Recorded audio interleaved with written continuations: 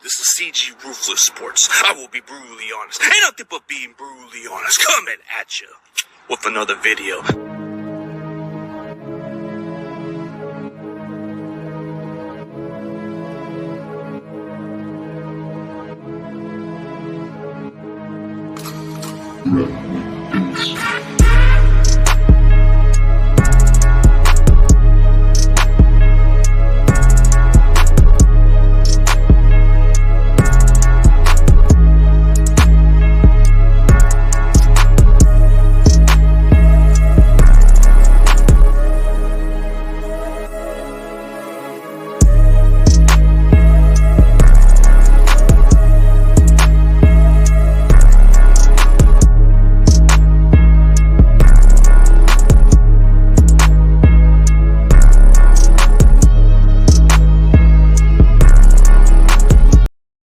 What's up, everybody? We got a special guest. It's a 49ers fan show today, and we got my guy, Swansong. So what's up, man? Sup, CG Ruthless? Thanks for inviting me on, bro. No problem, man. Anytime. It's always good to have our fellow fan base come on to the show, man, but especially during this preseason, man. Like, we've been watching the last two preseasons. So which player stood out to you?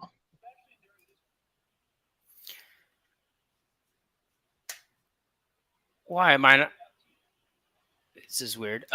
Sorry about that. I don't know why I'm muted right now. Give me a second here. All right, no problem, man. I'm not hearing anything off of the. This is weird. You can just come back in and out if you can. That part would work better. Usually I have that issue. Here we go. Oh, okay. I can't hear you now. Okay. So what did I think about the Vikings preseason game, right? Yeah. What do you think of the last game and who stood out to you? Okay. So, God, I'm trying to think of the game now. Jake Jackson looked nice. We saw him make plays again, where he shows his nimbleness, he shows his body control, he shows motor, right? Like I saw at least a couple pressures. He deflected that pass that got intercepted by I think it was can't remember who intercepted that ball. It was that one player from our secondary. I think it was that safety we got. Burks, right? It was Burks. No. Odom. Odom. Yeah, it was Odom. Yeah, Odom. I always get those two guys mixed up. So he looked good. It was good seeing Kinlaw get that dominating sack, right? I think a lot of the fans felt good about that. Him getting all, getting his flowers on the sideline from all his, or dabbed up by all his players on the sideline was good to see. I think the quarterbacks look pretty good. Both of them look pretty good. I think TDP had a couple good runs. Mason, I know that he's the darling right now, and he had like the most yards, right? Average and total. Yeah, he did. So I'm trying to think of I think Danny Gray had a so-so game. I know he dropped the pass, but I saw him open on a couple of go routes though that the quarterbacks didn't even try to throw to. Yeah, I think he's had his ups and downs, but he's actually kind of looked solidly. Like, when you looked at this first game, he was playing some big plays, but the last game he did pretty solid. When you look at the rest of the receivers, it's like little drops here and there. Yeah, that's been plaguing the team, it seems, all through camp, right? I think the only sure hands have been pretty much Ayuk, right, out of the receivers. Like everyone else has had a bunch of drops. And on an offensive line, I didn't see much. I was hoping to see stuff from Banks. I didn't see very much from him. Brendel, I don't think played. Poe had I've seen some cut-ups of Poe, and he kills a defensive end. That's at first I thought the way that he killed him, I thought it was like a wide receiver, but you look at the replay, it's like it's a defensive end. It just completely destroys him. So that's pretty exciting. It sure is, especially when you see all that stuff that happens. I mean, when we look at these rosters, man, these are the players that stand out. Like, especially when we look at players like, like, I don't even know what's going to happen because we made some surprise cuts. We cut Tanner Hudson, which I thought he made a strong case to make the team. Yeah, he got some. I remember him catching at least one TD from and a couple nice catches at the sideline from Purdy. So yeah, I mean, I saw it's this roster is just so stacked, man. There's going to be hard choices, and even though we might think we have it right, come Wednesday, there's probably going to be one or two surprises where we're like, oh wow, So it's going to be interesting. It's definitely going to be pretty interesting how it happens. But here's a buy or sell, like the way we look at it this way. Jason Pope makes a roster. Do you buy or sell? I buy that. I think, him flashing at guard in one of the positions that we need, especially with Brunskill with his knee tendonitis. We don't have a lot of quality people there, right? And, outside of the starters, right?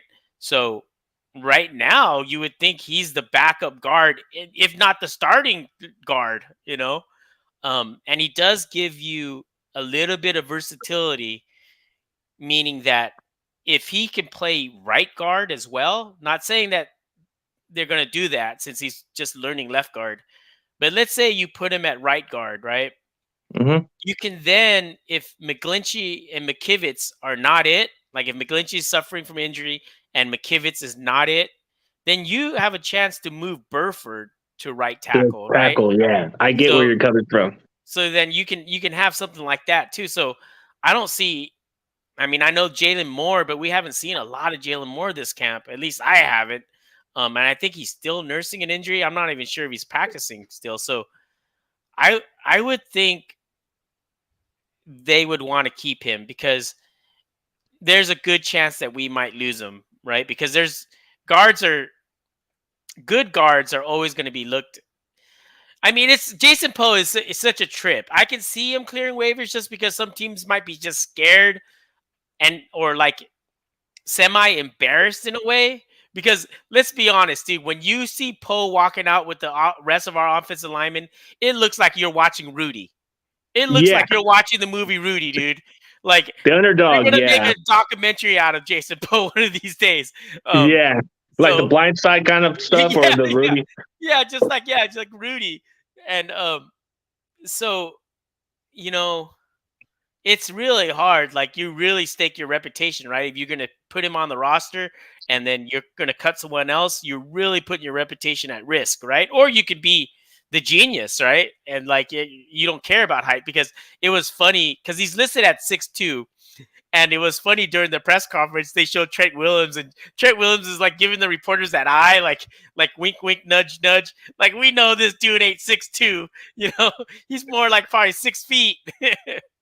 So I thought that was hilarious, but I'm sorry. I know this is going way longer. I'm buying it.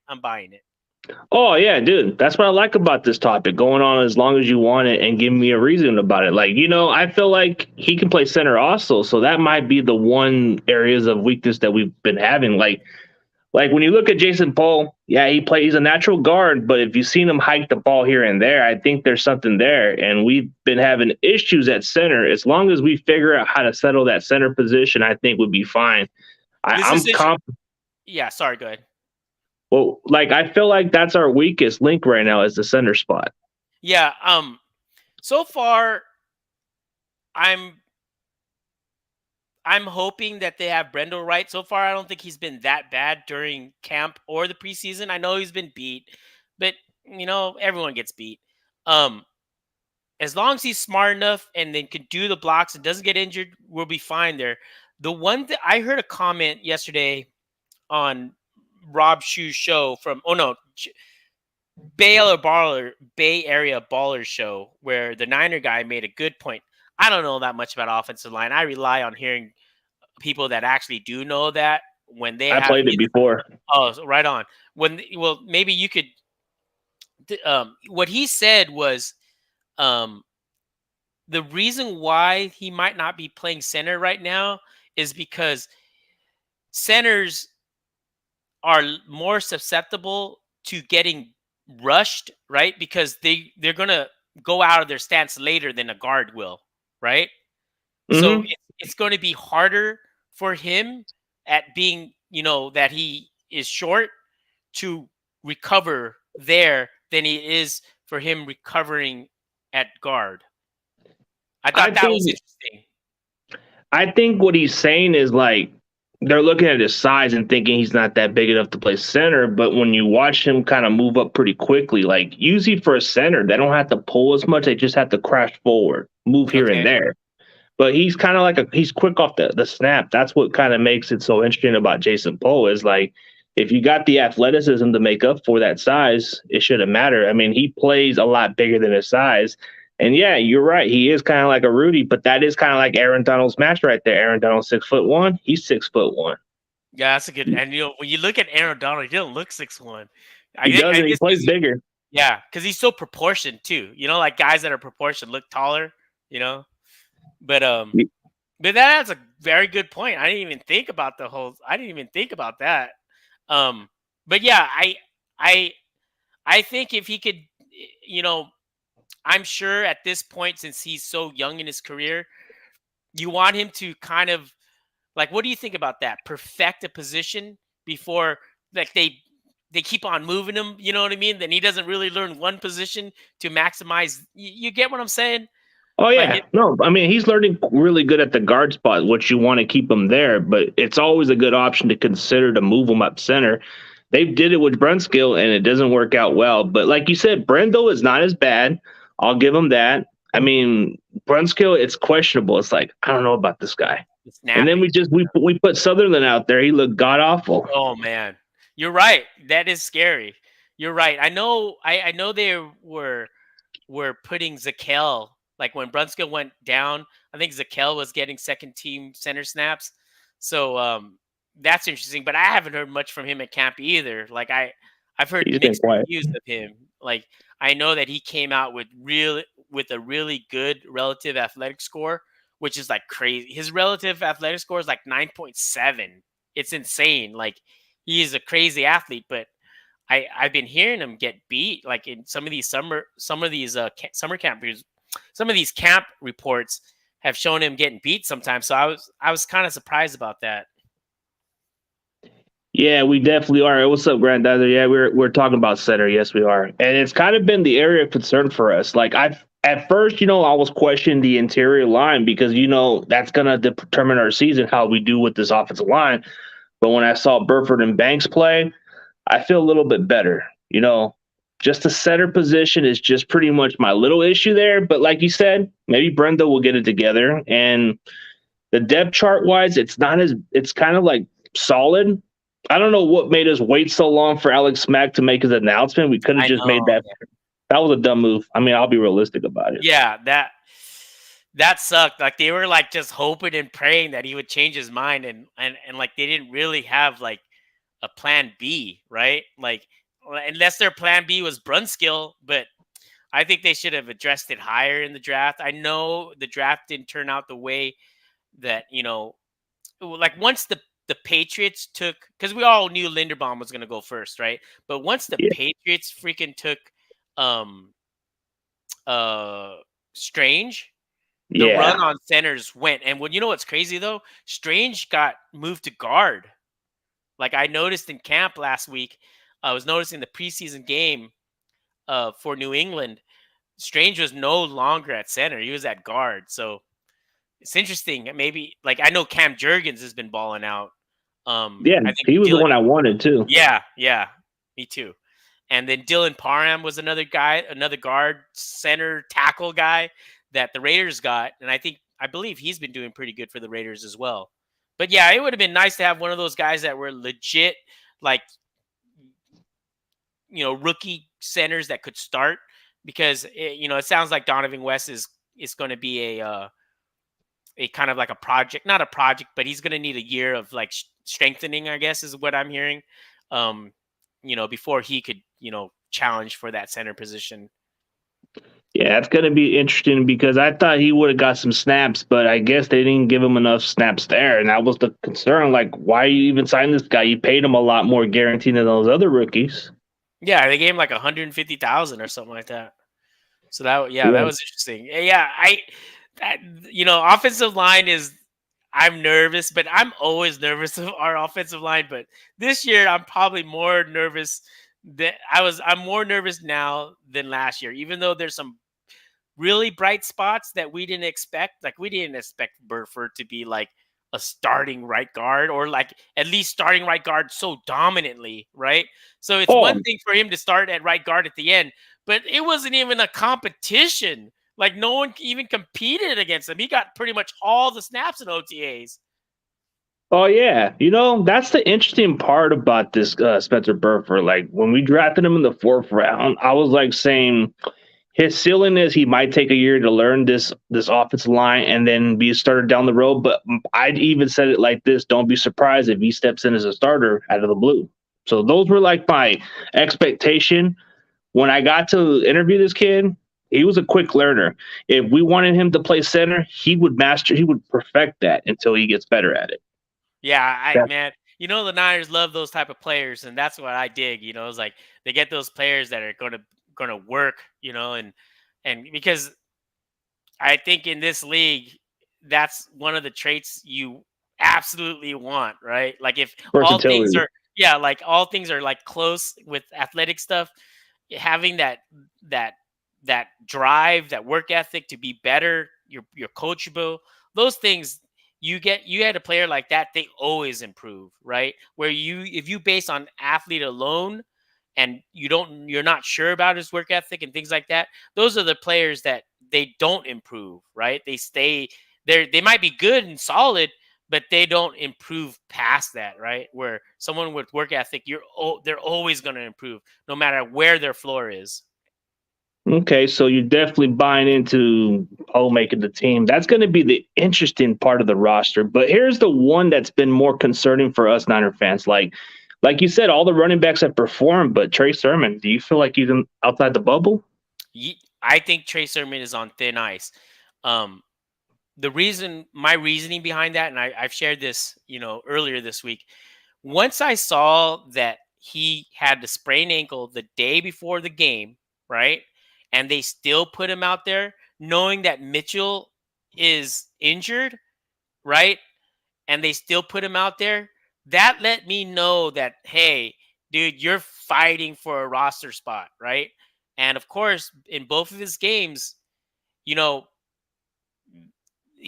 there's not production there. Yes, you can argue that, there's not a lot of holes there, but he didn't look good either, though. Like, even if there weren't any holes there, he didn't look that great on some of these runs. He looked way too, like, I don't know. It's just, when you see it, right? And I didn't Yeah. see it, so it's like, I didn't see that. I wish him the best because I like him and maybe it could still work out. But man, this game, I think, might decide it, man. Like this game might decide what they're going to do with Sermon. Outside of a weird injury happening, it might. I don't know. It's. We'll see. That one is the most interesting. So if I had to say it right now,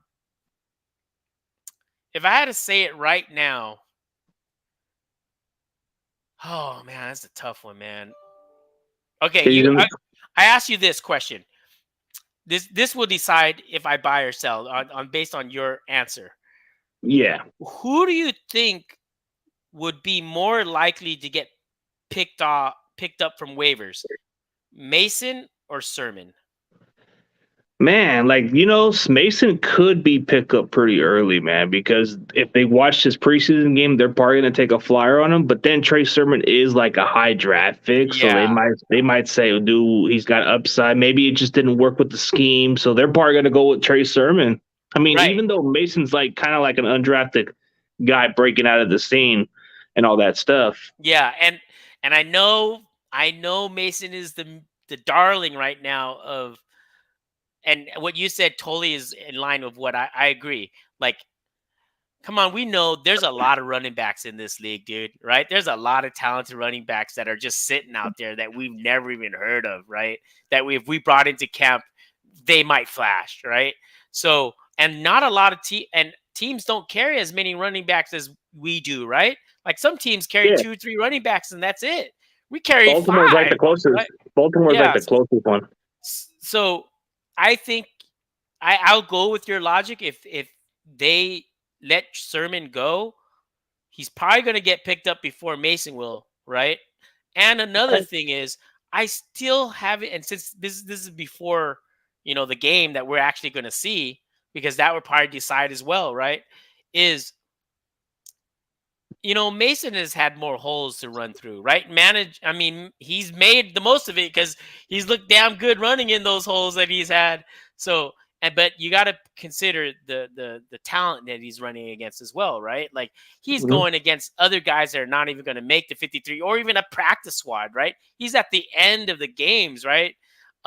So yeah, I will buy that Trey Sermon is going to be on the 53-man roster.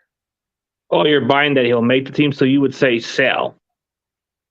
Sell on Mason. Yeah. Oh, okay. Okay, I got you. Sell on Mason, buy on Trey Sermon. But to me, the verdict is still out, right? But since we don't have the game's tomorrow, right? I think that's probably going to ultimately decide it. But if I had to say it right now before the game, I would say Trey Sermon. Oh, yeah, without a doubt. Oh, here's a good question by this fellow Dolphins fan that goes on to my page. Question, is there a 2022 draft pick the Niners that Swanson really loved or wanted his Niners to pick? That I really loved, right? Yeah. Do I get to retcon this? Yeah, you can do it. So if it was one pick that I would say we had a good shot at, I would say Cam Jurgens. Ooh, yeah. Dude, the center position would have been solidified right there. Yeah, dude. It would once we. I mean, I mocked Nick Cross too. Don't get me wrong. I mocked Nick Cross. Sometimes if Nick Cross was taken, I'd take Cam Jurgens. Sometimes if Cam Jurgens was taken, I'd take Nick Cross. It's just dependent on those two things. But if I had to say a need for this team, I think center is more important than that safety position, right? And I'm so sick of having a new center every 2 years, bro. Like I am no commitment. Yeah, dude. And the thing about it with center too is it's harder to bring a center off the street and have him plug into this Shanahan offense than it is to find a safety to plug into our defense, right? So if I could freaking set a position and set it with Cam Jurgens at center and not worry about it for the next 5 years or 4 years or whatever, dude, I'd be fine with him. Yeah, I'm good, dude. I'd be so happy about that. And now we are wondering, what do we have in Jake Brendel? And dude, Jake Brendel, he has injury history and he's old, dude. Like he's a journeyman too. Yeah, he's not young, dude. Like he's 29. Gonna be 30.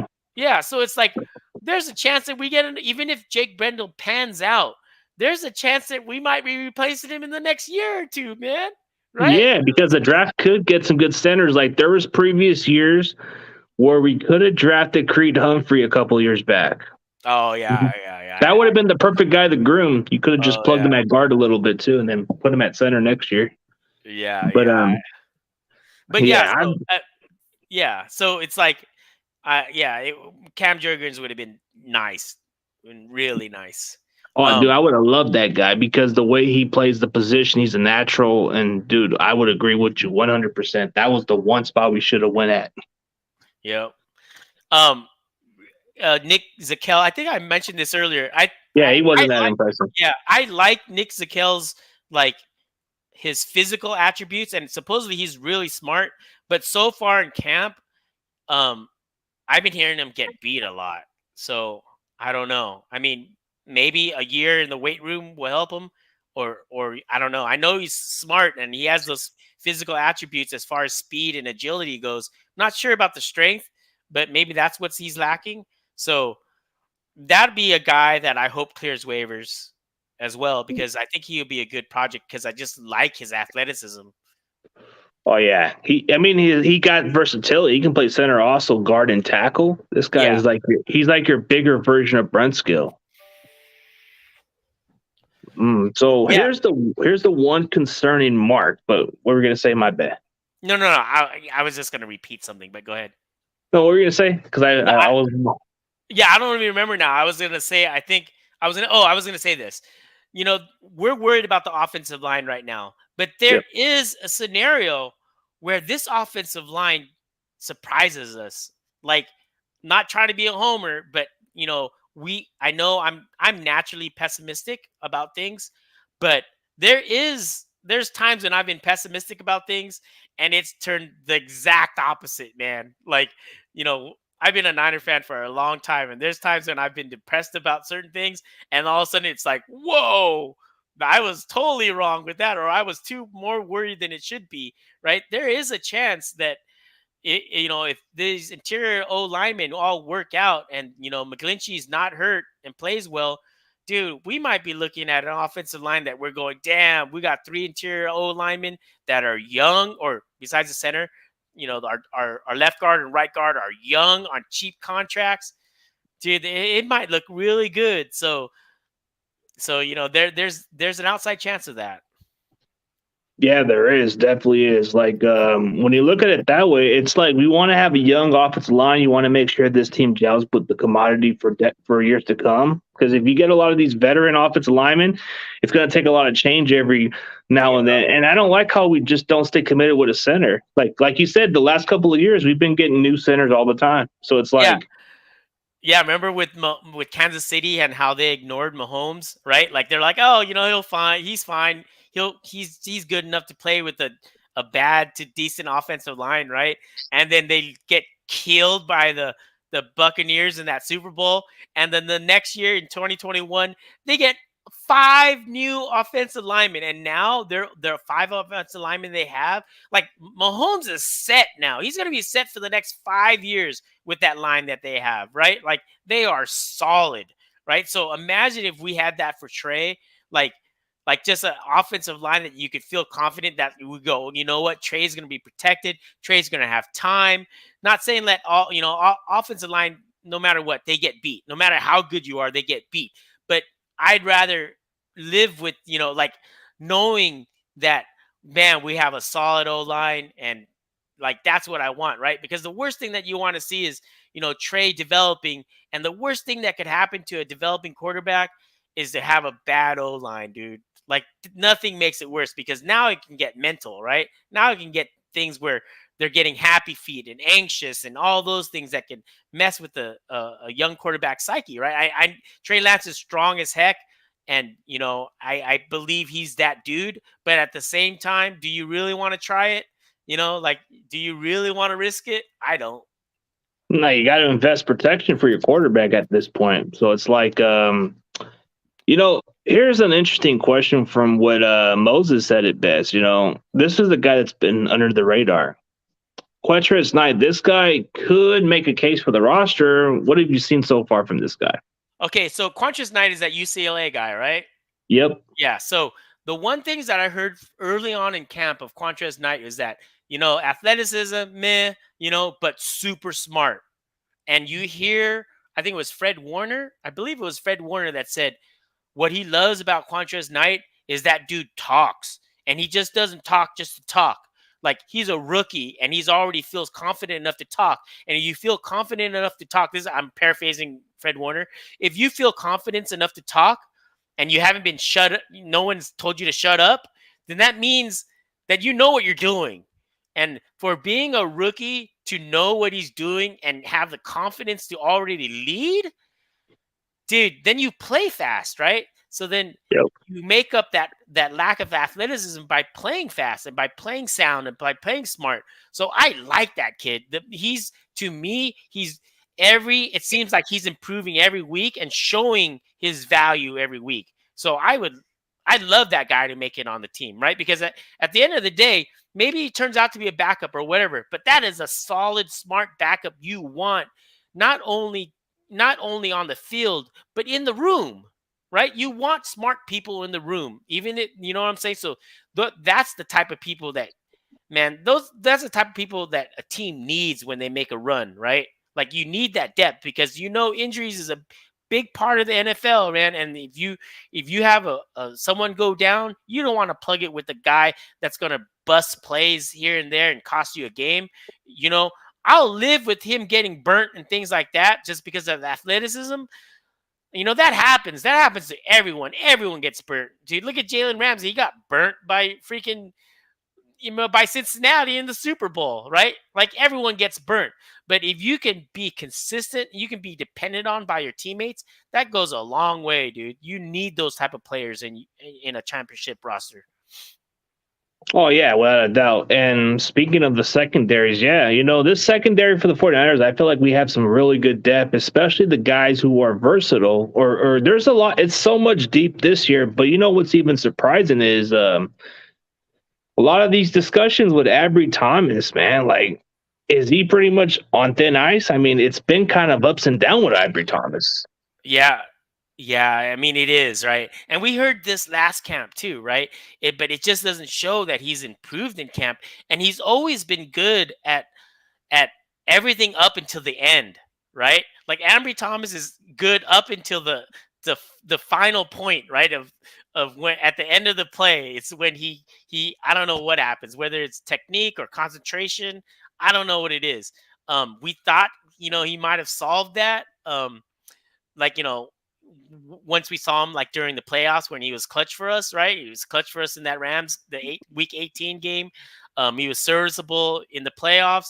So, and you were thinking that he was going to make that stride, right? Because he didn't have that year of COVID kind of messed like he had. I know he had the year of COVID and he had the year where he had that digestive issue or whatever he had, right?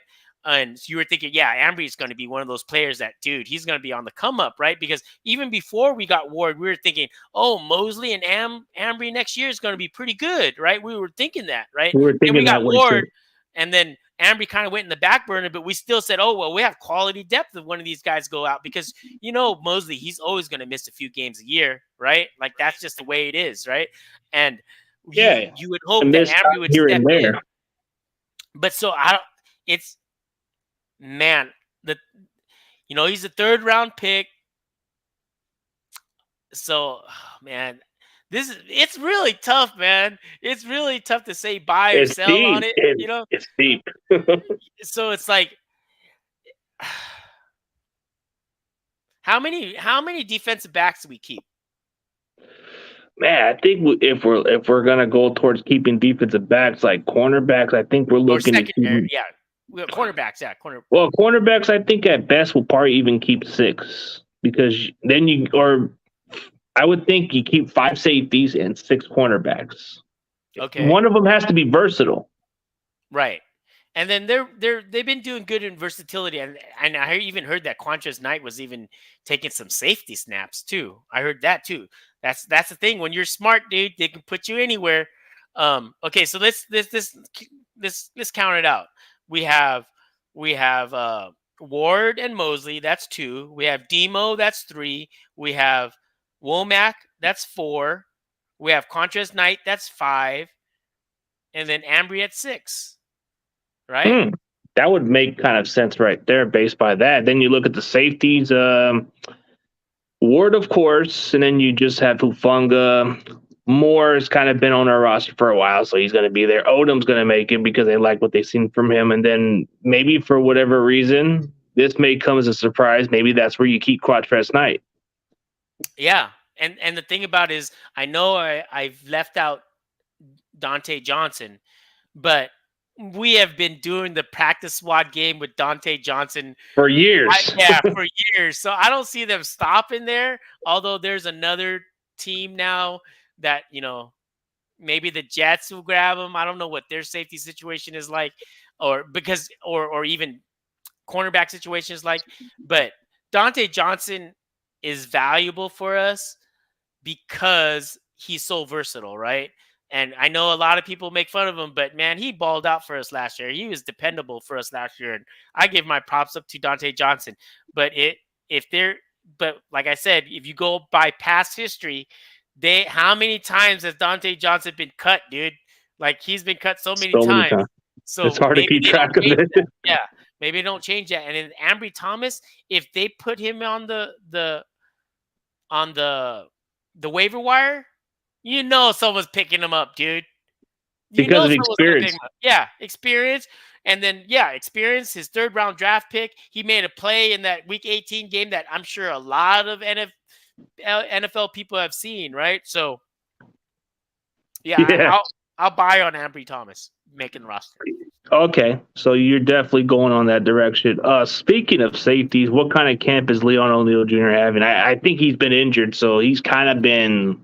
I don't know. I think they're keeping him for next year. What do you think? Well, I think okay. So he got cut, right? And he got an injury designation, but then the 49ers didn't even bring him on the IR. They just gave him a settlement. So he's no longer on the 49ers right now. So he's been cut. So we've been looking at other guys. Like we got this kid from Indiana that we got undrafted, Marcelino McQuarrie Ball or something. He's a linebacker, right? I think so, but I think he's a linebacker or a safety. One of the other. He's a converted safety that they're having him play linebacker right now. I like that kid. I'm not sure. I know he hasn't been getting any reps at safety, but as a linebacker, I like that kid. But I don't think he's going to make the 53. Yeah, we'll see about it. Jets about to have cut some good cornerbacks. Dude, I don't even know what kind of cornerbacks y'all got, but y'all got Sauce Gardner and quite a few other guys. But, hey, Moses, I want to see your breakdown on Dante Johnson, bro. You need to make a film about that. I want to see that. For real. But everybody's kind of putting the hype on Brock Purdy. Like, do you think he deserves to make a case for the roster, or you think he'll just be on the practice squad or make another team's roster? I'm selling that the Niners are not going to keep him. And this is my reasoning. Okay. So I'm going to try to break this down. How many teams actually carry 3 QBs, right? And the ones that do, they probably like their QB3, right? Like, think about it, right? There's not a lot of teams that carry 3 QBs, and the team that has a 3rd QB, if they're carrying a 3rd QB, chances are that 3rd QB, they like him enough to carry 3 QBs, correct? Yep. Right? So now you're going to tell me if the Niners put him on the waiver wire, that not only he has to be a scheme fit, right? He's coming into a system, most likely he's not going to know, right? And then they're going to say, oh, you know what? Because he's done pretty good in, the preseason game against the guys that's not going to make a team, right? That all of a sudden that team's going to go, yeah, Brock Purdy's our dude. Like, I don't think so. Do I like Brock Purdy? Yes. Do I want him back on the team? Yes. But logically speaking, I think we take the risk and waive him because chances are I don't think a team's going to pick him up for the reasons I just listed above.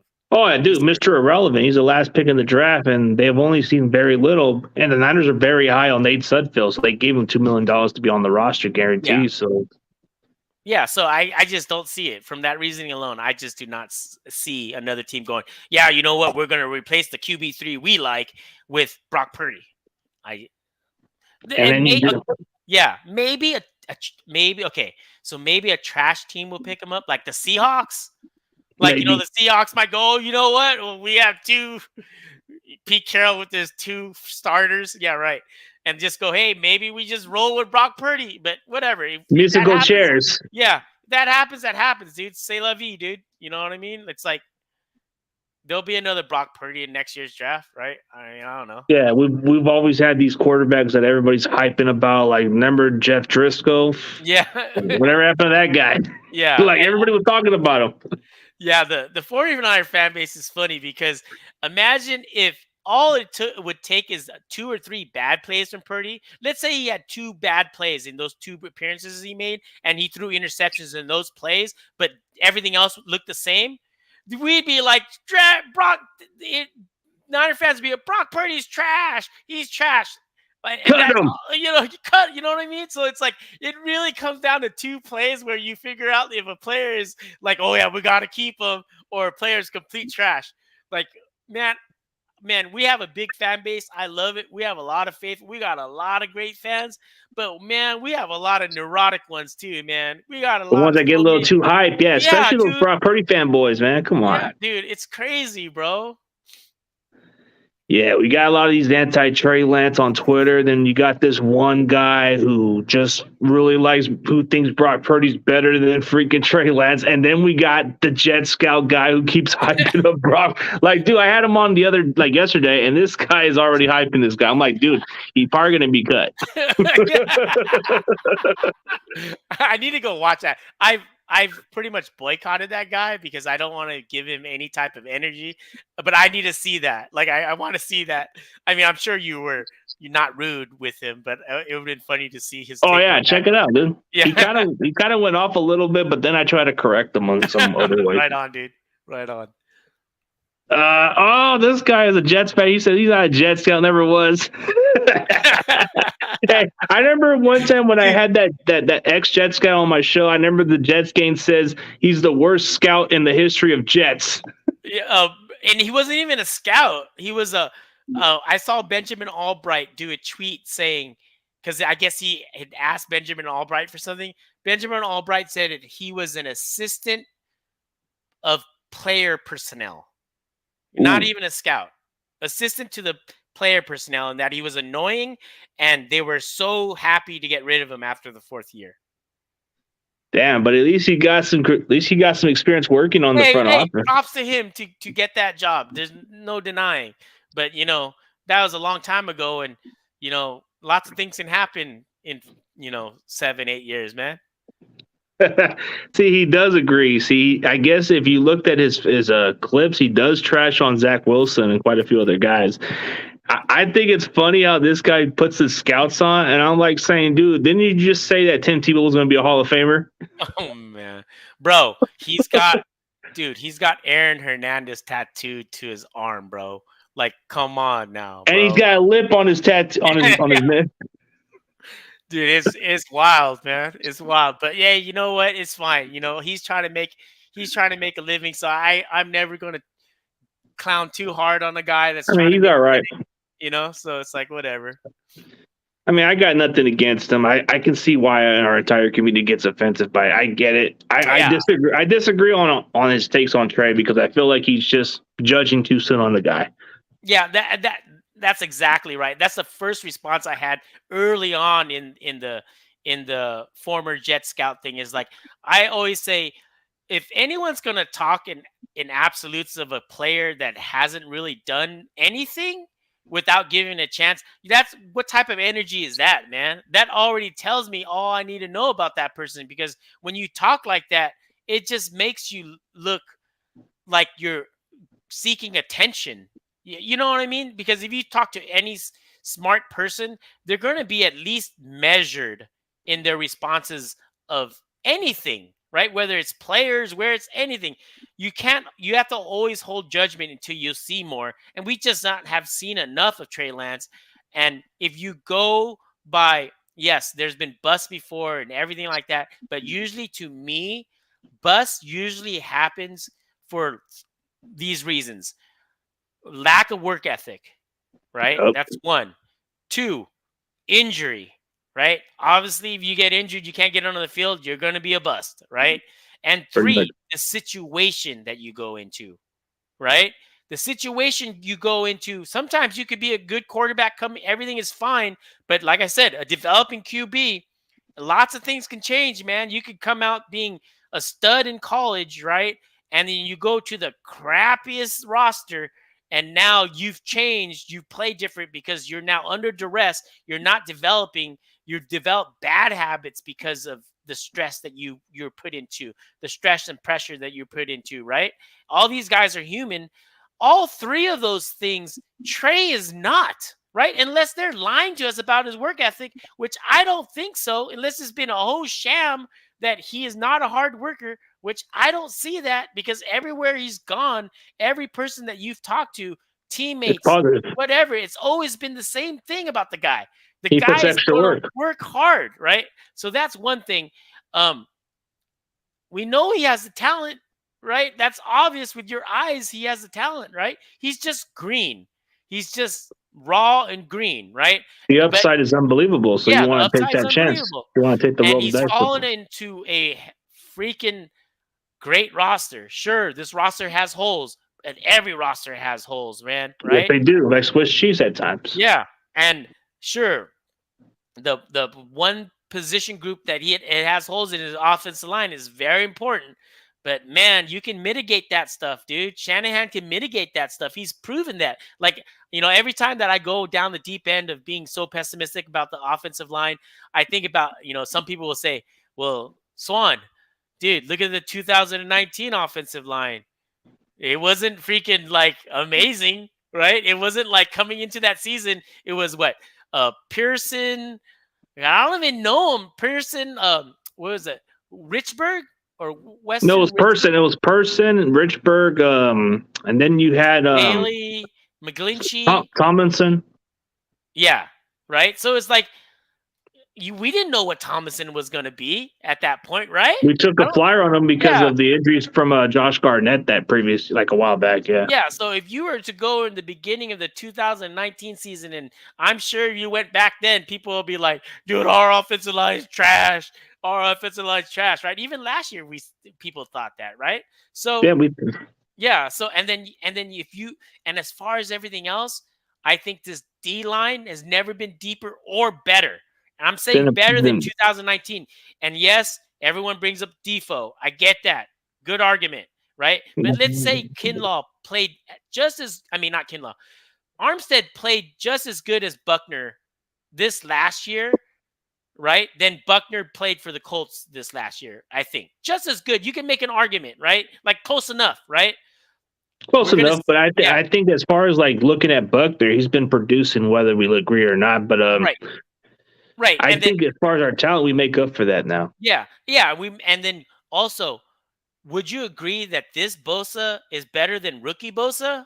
Hell yeah. Right? 100% he's better, right? And then those techniques are off the hooks, bro. He's already beaten them. And then we had a off and on D Ford. I mean, granted, the games he was in 2019, he was hella good, but he only played 10 games that season? Right. And then look how deep this line is, right? Because, some of the criticisms in 2000 in the Super Bowl was that our D line ran out of gas, right? I'm not putting the blame on our D line because they balled out, right? We just, as an offense, we did not make enough first downs in the fourth quarter, right? We did not make enough first downs in the fourth quarter, and we put them on the field way too long, right? Against Patrick Mahomes. You know what I mean? It's like, oh yeah, dude. It's like you're just asking to get beat, right? You're just asking. I don't want to bring up that game. I don't want to remember that period. But here's another. I brought it up. Yeah, here's another interesting topic since this guy's bringing up cornerbacks. Tyree Castro-Fields, yes, he was very intriguing. I've heard high draft grades, and we got him in the 6th round. He's a hell of a steal. But I've seen some little bit mixed tapes on this guy. Like he's kind of missed on some tackles here and there, but he's kind of been doing his job okay. Just the coverage needs a little bit better work, but I feel like he's got some upside.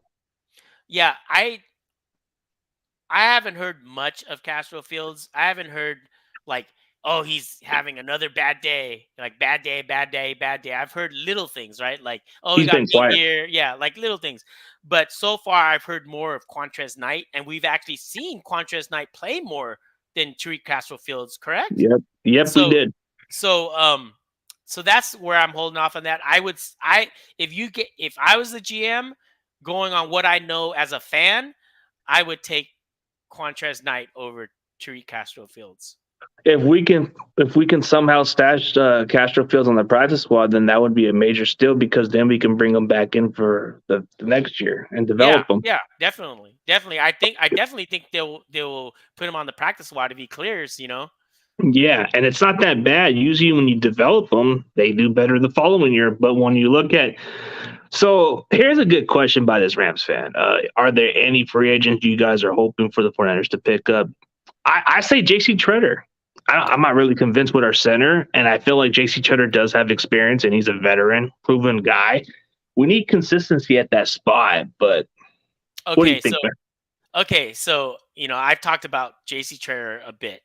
Okay, if say the 49ers traded for JC Treader, that would let me know the concerns I have for him are unwarranted, right? And I'm going to go in my logic of why JC Treader is still on the market. Okay, so we know the Vikings have wanted a center bad. Like the Bradbury guy is not the dude, right? Viking fans have been saying, get JC Treader, JC Treader. Kwesi, who is the GM for the Vikings, came from the Browns, right? He was at the Browns. So he knows JC Treader. And the fact that he hasn't replaced their center with JC Treader, that gives me a red flag. Okay, that's exhibit A. Exhibit B, the Buccaneers lose Ryan Jensen in camp, 3 weeks ago, right? The first day of camp, I think. He goes Yeah. down with a torn knee. They haven't ruled him out for the year yet, but they haven't disclosed that he had anything yet. They just haven't ruled him out, right? He hasn't, obviously an injury, but I don't think they've said he has a torn ACL or anything like that. But he's going to be out a significant amount of time, right? Like, so they didn't go after JC Treader, right? And now the Niners haven't gone after JC Treader, right? The Buccaneers even lost their backup center and they still didn't go after JC Treader. That's right? weird. So you tell me, if all these two teams that are in desperate need, if not more desperate than the Niners to get JC Treader, and he's still sitting out there, that tells me one thing, that, okay, we know this. JC Treader has not practiced all year last year. Granted, he had played at a Pro Bowl level, even though he didn't make the Pro Bowl, he played at a Pro Bowl level, but he didn't practice, right? Yeah, that works for the Cleveland Browns because he knows the offense. He's played with the people around him, right? Because we talk about, you play an offensive line. There's the continuing. I always have a problem saying this word, dude. The continuing. Continuing? Yeah, like you want to play with the players for a long amount of time, right? And he's done that on Cleveland. So he's played there for 5-6 years. So he has consistent. Yeah, he has a rapport with the other linemen as well. How are you going to put a guy that doesn't practice in with a rookie QB and a rookie right guard and a first-year starting left guard? And if he doesn't practice, right? How's that going to work on the Niners? I just don't see it, man. So if, given what I said there, if Jimmy Garoppolo is off this team, right, and he clears and we get the cap space and we sign JC Treader, then that tells me that the Niners have done their due diligence on JC Treader and that he can practice. But if the Niners bring him in and I hear word that he can't practice, then they dumb, right? Because how is that going to work, dude? I think based by, like you're saying, he hasn't practiced, but I think there's always the training, dude. Most of these they do trainings throughout the off season, but like you said, he hasn't practiced for quite a while. And usually what's concerning is the center position, bro. I'm pretty much like, dude, like I don't get what this front office sees in Brentskill. I don't get what Brendel. Brendel can't be any worse than Brentskill. I'll give him that. But I want the consistency, bro. But if Brendo can prove me wrong otherwise, bro, I don't see no other reason why you should kick the tires on him. Yeah. If I see it this way, if he's cheap, right, which he probably isn't, but if he was cheap and he could practice, then yeah, sign him. But if he can't practice, we can't do that. And I'm not talking about practice for his own well-being. I'm talking about practice so he can have a rapport with the two guards that he's going to be playing with and the first-year starting QB. Like, how's Trey going to get any feeling off of this guy in real games? Like, how's that going to work, dude? True. Right? That's why you're hoping that Brendo can work. But, man, they could have took some time to get somebody eventually, but it took them so long to realize it. But they're still going to stick with these guys. Like, when they're going to realize that Brentskill can't play center, like, stick him at guard or tackle. Keep him away from center, please. Yeah. The fact that he can't snap like every other report that I heard from camp was bad snaps. Like he'd have one day he has a bad snap. The next day he's fine. The next day, the day after that, bad snap again. Working after practice, bad snap the next day. none of it has worked. And from, I wasn't paying a lot of attention in 2020, but from what I've heard from other people is saying that he had bad snaps in 2020 as well. So that problem has never gone away. And as much as they're doing it, maybe that's just not his position, right? It's And I I get you there. Yeah, I get your frustration there because okay, let's say Brendel is solid, right? And that's fine. But what if Brendel goes out? Then what, dude? We're going to lose the game because we have a bad snap from Brunskill? We got to hope that Brunskill gets it together, or else just get somebody who can fill that spot, man. It's like, I don't trust Brunskill, man. Like, yeah, if you put him at guard, then okay. When the injuries happen at guard, I'm cool with it. But center, dude, it's like he kind of screws up a little bit of his assignment there, or he either just has a bad snap. And I'm like, man, but I get it. He plays everywhere, which is a viable thing. That's so viable for him to stick around. Yeah, and the thing about what David is saying in chat is start Donovan West. I mean, the Niners have already told us what their pecking order is because they had Zakel taking second team snaps and not Donovan West. So that already tells you the pecking order of that, right? Yeah, for sure, man. A lot of the pecking orders, it depends on what happens. But, bro, we've actually kind of exceeded the expectation, bro. Definitely appreciate you on the show. We'll definitely need to chit-chat once again, bro. It's kind of been a blast, bro. Right on, man. I enjoyed talking about it, man. It was good. It was definitely good, bro. Like, I was thinking it could have went maybe 30 to 40 minutes, but it kind of, like, close to the hour mark, bro. So that's good. Right on, man. Thanks for having me. I had a good time. Me too, bro. So anytime, if you feel interested to jump on in, bro, you're more than welcome. Right on. All right, bro. As always, CG Ruthless Sports and Swanson is out, and I'll catch you guys later. Peace.